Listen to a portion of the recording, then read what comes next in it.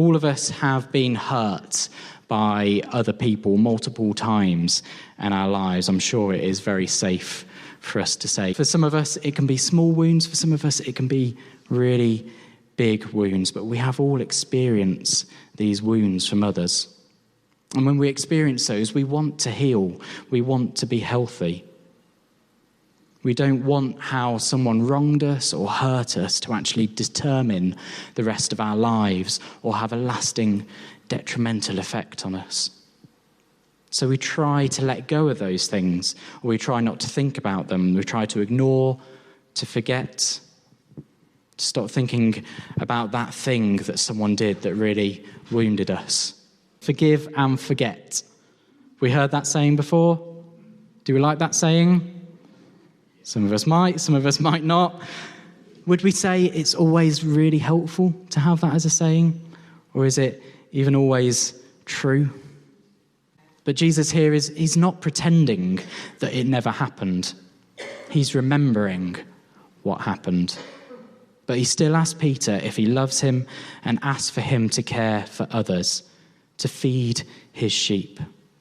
Jesus forgives Peter, but he doesn't actually forget.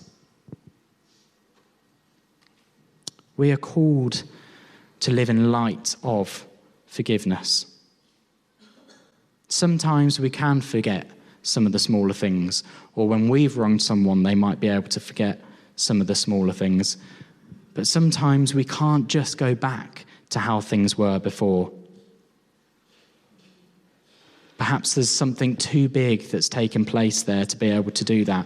And instead, what we need to do is, whilst we remember, we need to learn to live in light of it, like Peter.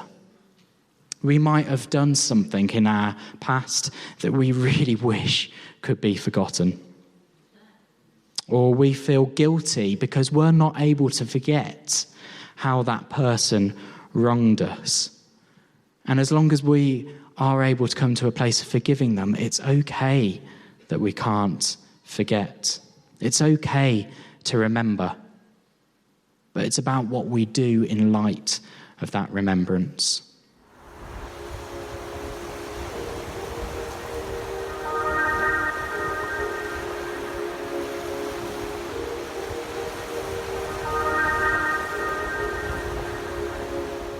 So this morning I'm going to be sharing around the theme of forgiveness.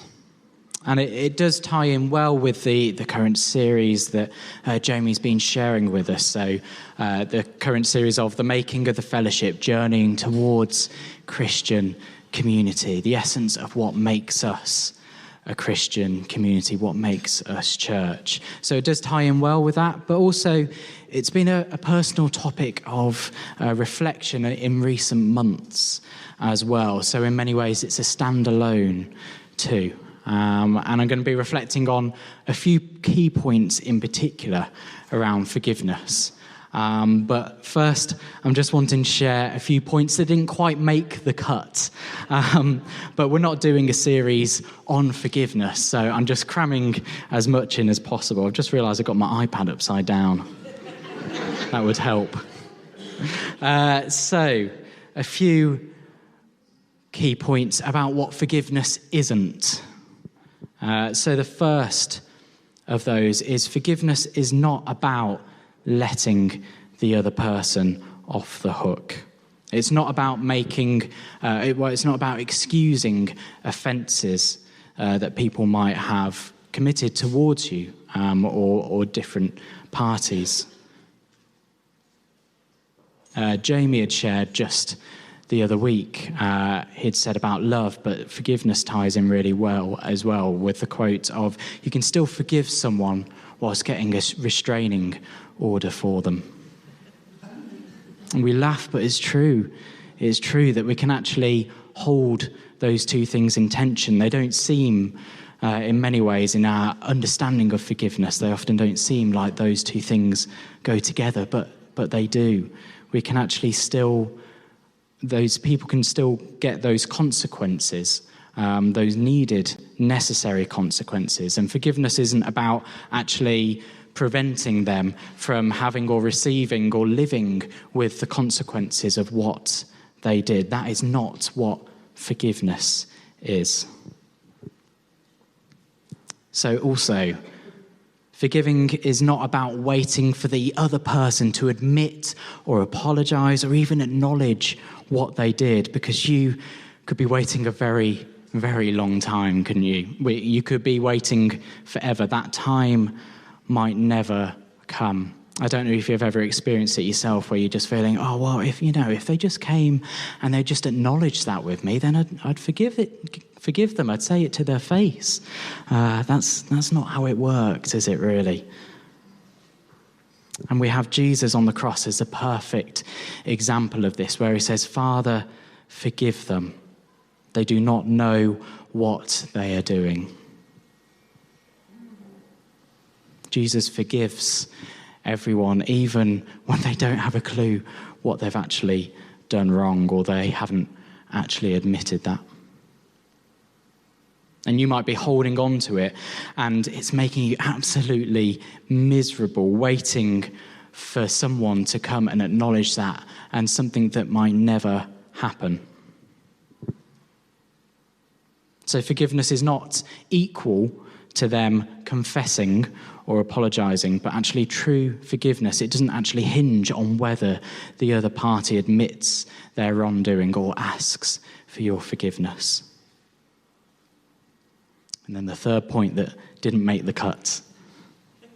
It is not about condoning the other person's actions. So actually, true forgiveness is about being able to call it for what it is. It's not about minimizing the act or the impact that it's had on you, but true forgiveness. It's about recognizing the act for what it is and yet still forgiving them.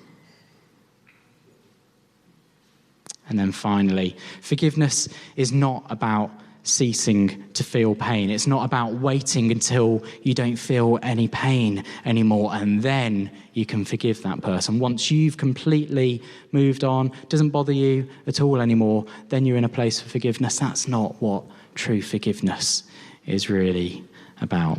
So those are just a few more points that I would have loved to have crammed in, but we would have been here till tomorrow, and no one wants that, do they? But just very briefly, a little analogy about what forgiveness is. So this is an analogy shared by Rob Bell, and he talks about forgiveness being like a snorkel. So what does a snorkel do? The typical answer would be that it's how you get breath when you're underwater, just about underwater. And that's half true. Actually, a snorkel is also about the ability to breathe out properly too, and that's pretty crucial, isn't it? You can't just keep breathing in. That's not how it works, or so I've been told. Swimming underwater isn't just the inability to breathe in, but it's also the inability to breathe out as well without taking in water at the same time. So a snorkel is actually air going both ways. It's about a flow going in and out, in and out. And the way that Jesus talks about forgiveness in the Bible is about having a relational flow. A flow where you pass along to others what you have already received. And we'll return to this analogy later, but just hold that image in your mind, the in and the out of the snorkel being about this relational flow of forgiveness.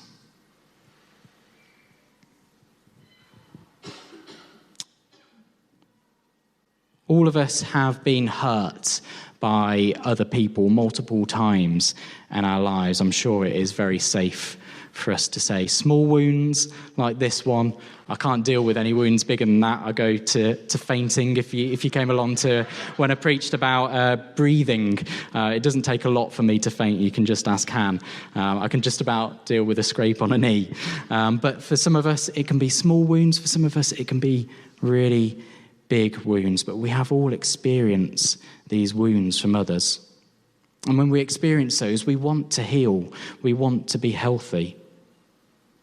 We don't want how someone wronged us or hurt us to actually determine the rest of our lives or have a lasting detrimental effect on us. So we try to let go of those things, or we try not to think about them. We try to ignore, to forget, to stop thinking about that thing that someone did that really wounded us. And when we try to stop thinking, of course, ironically, we end up thinking about it even more, don't we? You think, or there's other times where you might think that you've moved on from it, but actually then something suddenly triggers it, and you realise that you really weren't over that thing at all, and that wound is then reopened. And so then it can become a part of you as well. What that person or what that institution did to you eats away at you, and you just can't shake it off. And then the resentment and the anger can really begin to build as well. And you can ask yourself the same questions time and time again. How could they have done this to me? Do they not even realise what they did? Or you might even want to get them back, want to seek some form of revenge. They can't get away with this. That might be something that we feel. And just an important side note there, seeking revenge is different to seeking justice. If you don't seek revenge, that doesn't mean that you shouldn't be calling the police or filing that complaint. Don't confuse those two things. But actually revenge, where you just want to get that person back. You want what's coming to them. In the book of Romans, Paul says to not take revenge, but to leave room for God, which is a nice idea, isn't it? But it's really not easy to do. As human beings, we have always sought revenge throughout our entire history. There are stories and stories about it. It is an intrinsic part of humankind. You wronged me, and so I have to get you back. And we might think that we haven't actively sought revenge against people who have who have hurt us.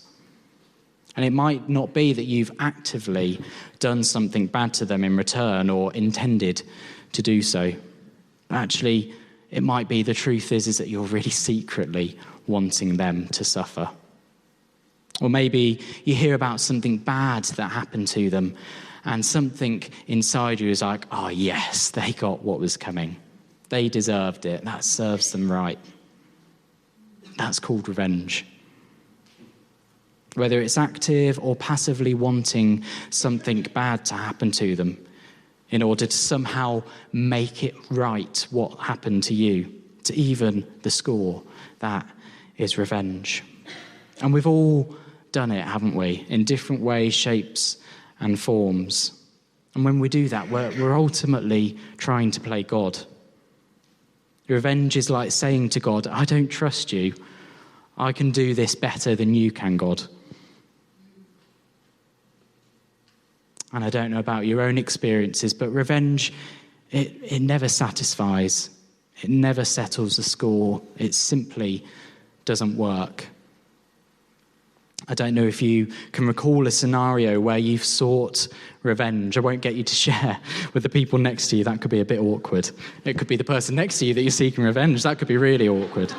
But you might be able to recall that kind of scenario. Maybe this is going to get really awkward now. You're turning to the person next to you and wondering. But actually, you've sought that revenge, or someone has done that to you as well. They've sought revenge against you. And in that scenario, if you recall that scenario, was there a positive outcome? Really, was there a positive outcome? Did you or the other person say, You know what? Thank you for seeking revenge there. You've highlighted a really good point for me, actually, and you've really encouraged some introspection. And because you've hurt me, because I hurt you, and you've hurt me in return, we're both even, we're both really happy now. We can just make peace with all of this. That's taught me a really good lesson. Thank you. No, obviously not. It just escalates, doesn't it? You bombed us. Will bomb you. It goes bigger and bigger and bigger. It's just this endless cycle of pain and resentment. And you perhaps end up doing, saying, thinking things that you would never normally do. Things that you wouldn't normally believe, things that you would normally believe are wrong are suddenly acceptable because you think you have a right to get that person back, to feel or say or do to them something because they've hurt you first. When we think about revenge in this way, we can see that actually it's really quite primitive, isn't it? Quite barbaric. It can bring out the worst in us, and like I said, it simply doesn't work. There's one psychologist who's done a lot of work with people who have sought revenge, and he's always asked them the same questions. How will you know when you've gotten revenge? What will that feeling be when you've finally got revenge? What do you hope to accomplish by getting revenge? And this psychologist has never had one person who can properly articulate how they will know when they've got revenge or how they will actually feel. Because it never ends, does it? It always escalates. And that's why freedom is so central to so much of Jesus' teaching. Right at the heart of his message in the Gospels is about a God who has forgiven us for all of our sins. He doesn't hold any of our past against us because none of us have clean hands, do we? With Jesus, there's no condemnation, there's no list of wrongs, there's no judgment. The story of the cross is God's way of saying, I don't hold your past against you. It is finished. Jesus' death on the cross is the ultimate expression of breaking the revenge cycle, stepping away from that cycle. He takes the pain and the violence out of circulation when he dies on the cross. Not only is Jesus saying, I'm not playing this game, but actually he's saying, you have wronged me and I forgive you, and it ends here.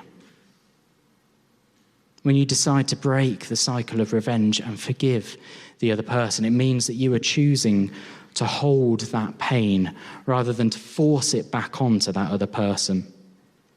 And actually, when you hold on to that pain that someone's inflicted onto you, you can begin to, hopefully, to begin to see why they inflicted that pain in the first place.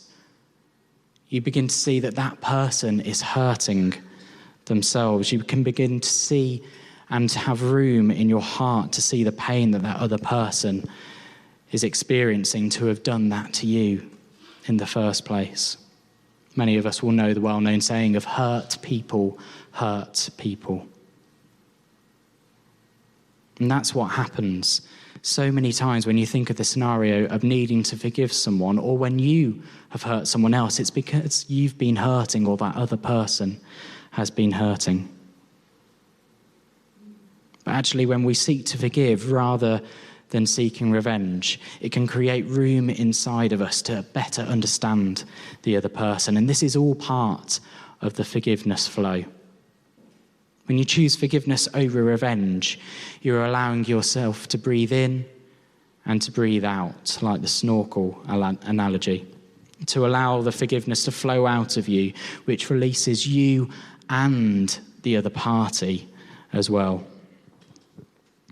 I find this a really powerful quote on forgiveness. Forgiveness is unlocking the door to set someone free and realizing you were the prisoner.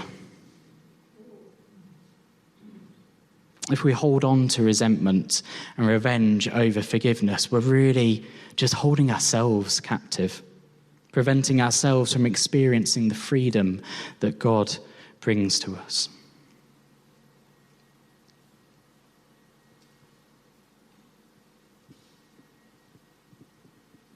So if we're Christian, if we've been around church a long time, we've probably said the Our Father prayer many, many times.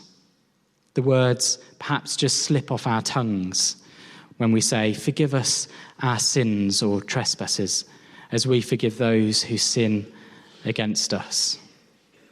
By saying this prayer, we've asked and prayed for forgiveness. And if we read those words, just notice the full correlation there between how we give and how we receive. Forgive us as we forgive.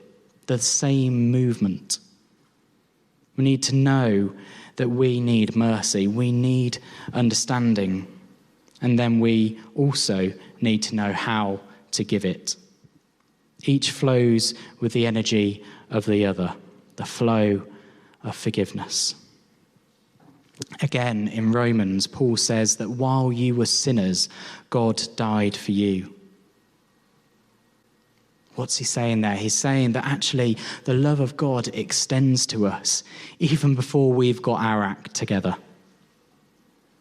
Even when we are messing up time and time and time again, God's love and forgiveness is extended to us through Christ. Not once we've sorted everything out, not once we've sorted ourselves out, but actually not even once we've shown forgiveness to others. It's regardless of all of that. God shows us forgiveness and love. And forgiving is about passing along to others what you have received. And if you don't, it's essentially like duct taping the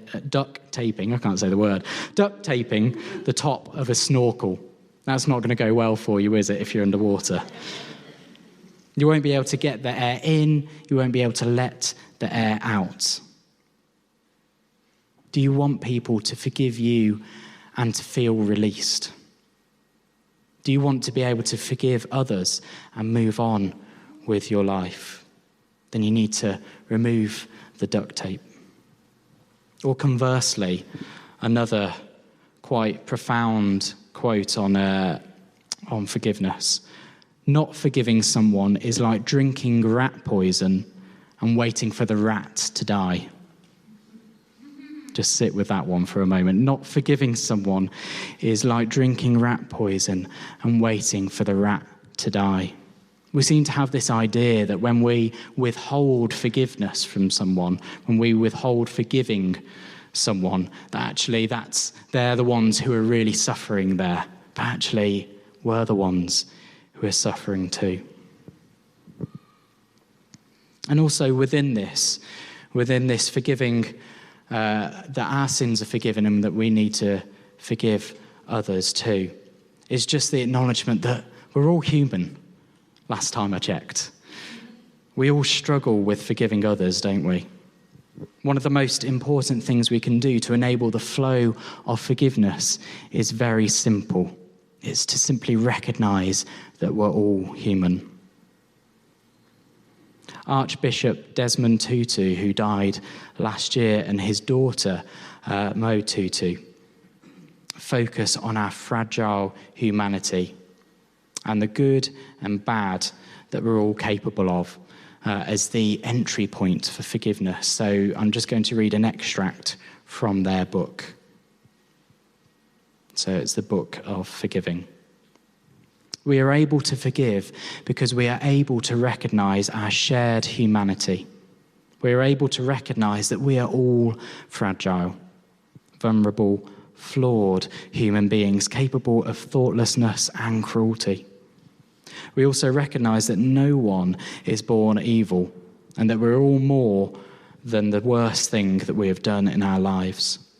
A human life is a great mixture of goodness, beauty, cruelty, heartbreak, indifference, love, and so much more. We want to divide the good from the bad, the saints from the sinners, but we cannot. All of us share the core qualities of our human nature, and so sometimes we are generous and sometimes selfish. Sometimes we're thoughtful and other times thoughtless. Sometimes we are kind and sometimes cruel. This is not a belief, this is a fact. No one is born a liar or a rapist or a terrorist. No one is born full of hatred. No one is born full of violence. No one is born in any less glory or goodness than you or I. But on any given day, in any given situation, in any painful life experience, this glory and goodness can be forgotten, obscured, or lost. We can easily be hurt and broken, and it is good to remember that we can just as easily be the ones who have done the hurting and the breaking. We are all members of the same family. And seeing the many ways that we are similar and how our lives are inextricably linked, we can find empathy and compassion. And in finding empathy and compassion, we are able to move in the direction of forgiving. Some really powerful words there, but ultimately it is humble awareness of our own humanity that allows us to forgive. So the final point I'm drawing to here. Don't know if you can read that properly on the screen, but forgive and forget. We heard that saying before. Do we like that saying? Some of us might, some of us might not. Would we say it's always really helpful to have that as a saying? Or is it even always true? We have this really powerful, profound passage in the Bible between Jesus and Peter after Jesus has been resurrected. And he and the disciples are back in the fishing boat. They don't realize that Jesus is alive, and they are collecting fish, or they're failing to collect fish. And then Jesus is on the shore and shows them how to get the fish, and then he shares breakfast with them. And we come to this passage. When they had finished breakfast, Jesus said to Simon Peter, "Simon, son of John, do you love me more than these?" He said to him, "Yes, Lord, you know that I love you." Jesus said to him, "Feed my lambs." A second time he said to him, "Simon, son of John, do you love me?" And he said to him, "Yes, Lord, you know that I love you." And Jesus said to him, "Tend my sheep." He said to him a third time, "Simon, son of John, do you love me?" And Peter felt hurt because he had said to him the third time, "Do you love me?" And he said to him, "Lord, you know everything. You know that I love you." And Jesus said to him, "Feed my sheep. Very truly, I tell you, when you were younger, you used to fasten your own belt and go wherever you wished. But when you grow old, you will stretch out your hands and someone else will fasten a belt around you and take you where you do not wish to go." He said this to indicate the kind of death by which he would glorify God. And after this, he said to him, "Follow me." So many of us will perhaps know the context around this story here, where Jesus asks Peter this question 3 times. And if we know the story of Jesus being betrayed, Peter betrays Jesus 3 times. He denies Jesus 3 times. So Jesus, in this story here, he's actually reminding Peter of what happened where he denied him 3 times. That might seem really quite harsh, actually. But Jesus here he's not pretending that it never happened. He's remembering what happened. But he still asks Peter if he loves him and asks for him to care for others, to feed his sheep. Jesus forgives Peter, but he doesn't actually forget. We are called to live in light of forgiveness. Sometimes we can forget some of the smaller things, or when we've wronged someone, they might be able to forget some of the smaller things. But sometimes we can't just go back to how things were before. Perhaps there's something too big that's taken place there to be able to do that. And instead, what we need to do is, whilst we remember, we need to learn to live in light of it, like Peter. We might have done something in our past that we really wish could be forgotten. Or we feel guilty because we're not able to forget how that person wronged us. And as long as we are able to come to a place of forgiving them, it's okay that we can't forget. It's okay to remember. But it's about what we do in light of that remembrance. Jesus says, "Do you love me, Simon, son of John? Let's find a way." You can begin by caring for those I care for. You can begin by feeding those I love. You can begin by loving. And in that love, we will never forget. We won't forget the pain. And in our pain, we shall seek to embody love. Imperfect, struggling love. Because that's what forgiveness comes from. And that's what forgiveness expresses as well, love. Love is at the heart of that forgiveness flow. And some of us might be sitting here today saying, "That's all great, Nick, but actually it is really hard for me to forgive that person. What they did is just too big for me to simply forgive them." Well, I think maybe in light of today, don't just think about how you can instantly forgive them, but maybe just really focus in the coming week about how you can just think about that person, perhaps just that little bit more softly.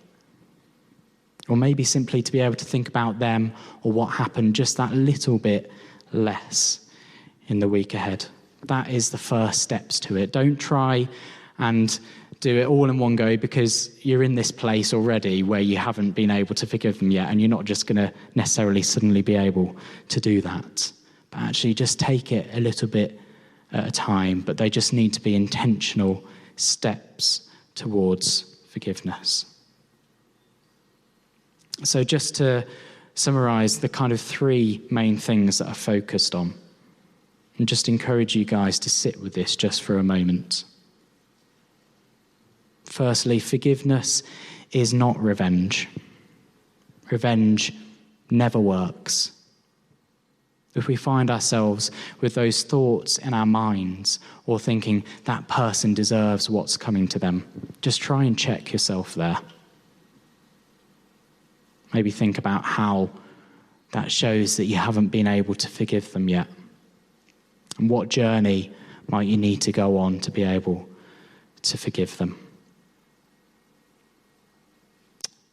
And then the second one, we are forgiven as we forgive others. So just that reminder is that we are already forgiven by God. What you've already done wrong, forgiven.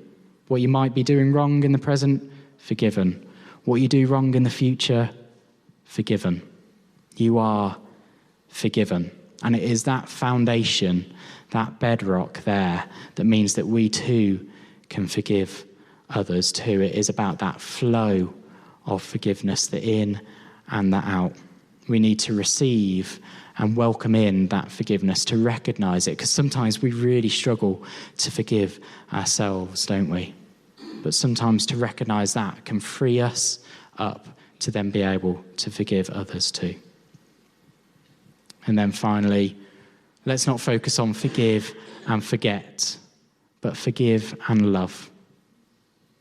And we might not be able to love that other person. We might not be able to feel that we can love that other person, but just to remember that love that God has for us. And if we can even just try and replicate that in any way, shape or form, to at least pass some of that on, then that can be making a whole world of difference. So just as I wrap this up, just for us to sit with this as a community as well, as we've been talking about what it means for us to be a Christian community, at the heart of that is forgiveness. At the heart of that is love. That actually, the people in this room, the people on Zoom, the people who come along to this church, we need to be seeking forgiveness. From them, we need to be seeking to forgive as well. We live in a world that really struggles with forgiveness, and we need to be that example to others, because we know we have a God who forgives us, who has already forgiven us and will always forgive us. So let that be our basis and our bedrock. I'm just going to pray to draw that time to a close.